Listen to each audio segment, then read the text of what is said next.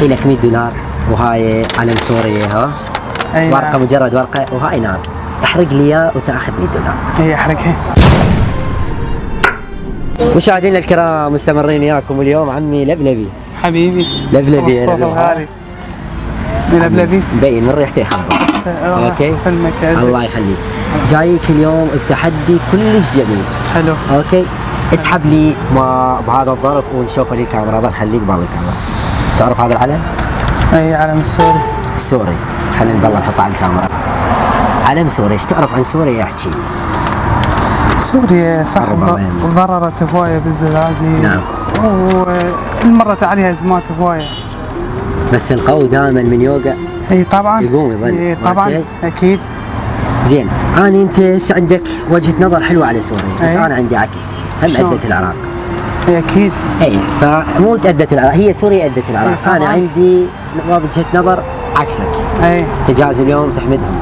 يعني والله عندي تحدي كلش. انت تبيع لبلبي؟ انا وياك ما زلت العراق. انا وياك. مو وياي. طبعا ويا ابن العراق. اوكي دامك وياي. انت تبيع لبلبي؟ اي ابيع لبلبي. الدولار صاعد. اي اكيد. لك 100 دولار وهاي علم سوريا ها. ورقة مجرد ورقة وهاي نار. احرق لي اياه وتاخذ 100 دولار. اي احرقها.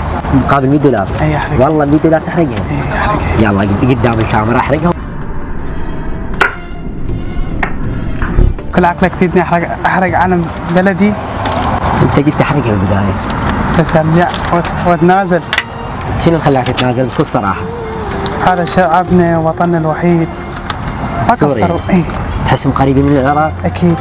بكل صراحة شنو اللي منعك والله تحرق هذا العلم؟ مو مجرد ورقة يعني ممكن غيرك يحرقها، انت شنو اللي منعك؟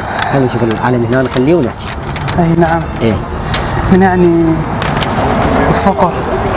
فقراء سوريا. ايه وطيب هواية. مرة اللي غارقت. مروا بأزمات هواية يعني. يستاهلون؟ أكيد. يستاهلون يمرون بهاي الأزمة؟ تلعب نطيب دمهم وروحنا لهم. الله. يعني دمك وروحك يروح فدوى لسوريا. اي طبعا. كلش حلو هذا الوصف. يسلمك. زلزال خطية. شفت الناس الأطفال؟ والله نفديهم بروحتنا احنا أهلهم وناسهم وبكل شيء. كلمة أخيرة تتركها لكل شعب سوري. يا رب يحفظهم واحنا بلدهم الوحيد. ويخفف عن الأزمة مالتهم. إن شاء الله.